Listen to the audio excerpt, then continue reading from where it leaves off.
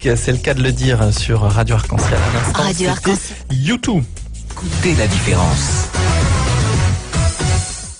Et on va continuer cette matinale avec le reportage de la journée.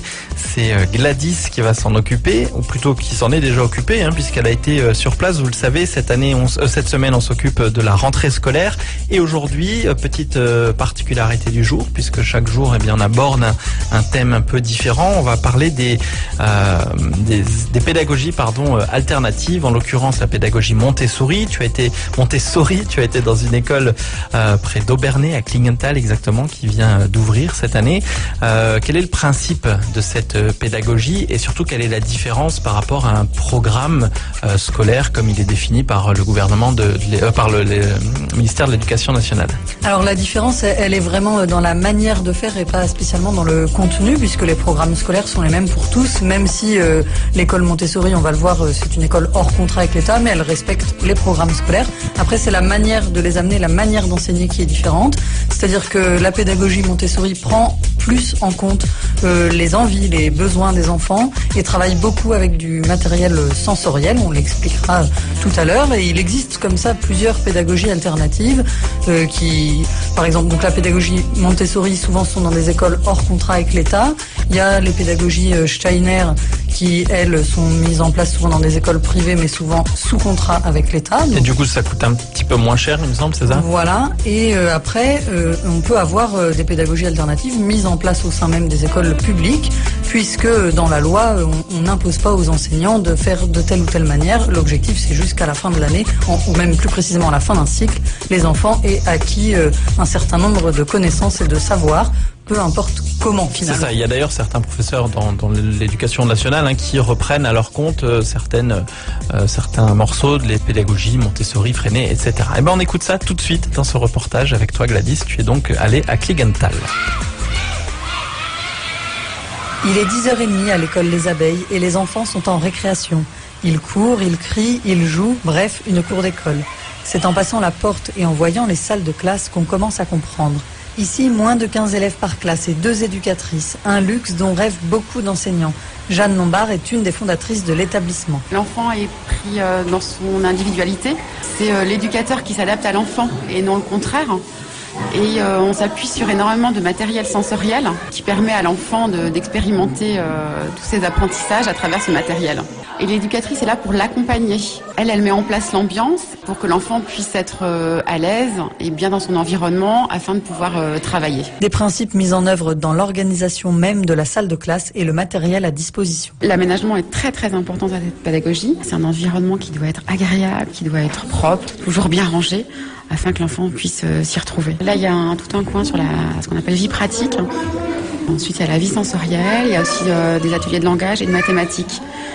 Et en fait, l'enfant, vous voyez, cette petite fille, elle apprend à porter un plateau sur une ligne sans tomber. Par exemple, ça, c'est le matériel pour les divisions. Chaque perle équivaut à une unité et on voit bien que l'enfant peut visualiser ce qu'il fait. Dans la même idée, il y a des lettres rugueuses pour apprendre à lire. L'enfant apprend alors la forme de la lettre en la touchant. Un anniversaire, c'est aussi l'occasion de faire de la science. Aloïs et Eliosha ont 7 ans et demi. On a fait un cercle, on a fait une sorte de soleil, on a mis les mois de jour. On avait fait allumer la bougie du soleil. Elle a fêté ses 9 ans. Après, elle a tourné autour de la Terre avec un globe. Donc, il y a un cercle qui représente les 4 saisons. Et donc l'enfant tient le globe dans ses mains et il fait le tour de ce cercle. C'est pour conceptualiser le fait que la Terre tourne autour du Soleil. Et donc elle l'a fait autant de fois qu'elle a d'années. Marie de Saint-Germain est une des éducatrices de la classe des grands. C'est la première fois qu'elle met son savoir en pratique dans une école. Alors les premiers jours, pour l'instant, on fait pas forcément du Montessori pur, parce que tant qu'on ne sait pas où en sont les enfants dans leur apprentissage, il faut faire des évaluations. C'est juste entre le prof, entre l'éducateur et l'enfant, pour en connaître un peu ses connaissances. C'est pas du tout un examen, c'est juste savoir où il en est. Et ensuite, on pourra présenter le matériel Montessori adapté. Selon cette pédagogie, l'apprentissage se fait mieux lorsque c'est le bon moment pour l'enfant.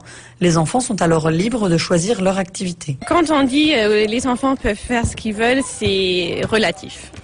Parce que, comme je vous ai dit tout à l'heure, le matériel qu'on leur a pas présenté, ils n'ont pas le droit d'y toucher. Donc c'est qu'une fois qu'on leur a présenté quelque chose, donc quelque chose qui est à leur niveau et qui stimule leur apprentissage dans les différents domaines, ils peuvent le prendre. Et bon, là pour l'instant on n'est pas encore, mais sur le long terme il y aura, ça s'appelle des contrats, où par exemple par semaine on dit à un enfant, voilà, tu as à faire, je sais pas, 2 dictées muettes, tu dois faire le tableau de multiplication, et voilà, il y a plusieurs trucs comme ça dans le contrat que l'enfant doit faire au moins une fois dans la semaine. Donc quand il a fini tout ce qu'il devait faire, par contre, il a droit à faire ce qu'il veut. La pédagogie Montessori doit son nom à une pédagogue italienne née à la fin du 19e siècle. Les 5 éducatrices de l'école de Klingenthal se sont formées selon sa méthode. Anne Vetter, également à l'origine du projet. En fait, 3 de nos éducatrices sont également professeurs des écoles et elles ont une formation Montessori en plus. Ça permet de faire le lien et de rassurer les parents naturellement. Les enfants suivent donc les programmes scolaires comme ailleurs, seuls les outils changent. L'école Montessori de Klingenthal est une école privée, hors contrat avec l'État. Elle doit donc s'autofinancer. Les frais d'inscription s'élèvent à 350 € par mois, un frein pour certaines familles. Suite à de nombreuses demandes, nous avons décidé de mettre en place un système de bourse d'études. Donc pour les familles qui ne peuvent pas financer totalement les frais de scolarité, l'école prend en charge une partie des frais de scolarité. Mais pour que ce système puisse perdurer, la nécessité, c'est naturellement de trouver des mécènes. Les Abeilles est la 2e école Montessori du département. Une autre existe à Heurt, près de Strasbourg. Radio Arc-en-Ciel. Une autre musique.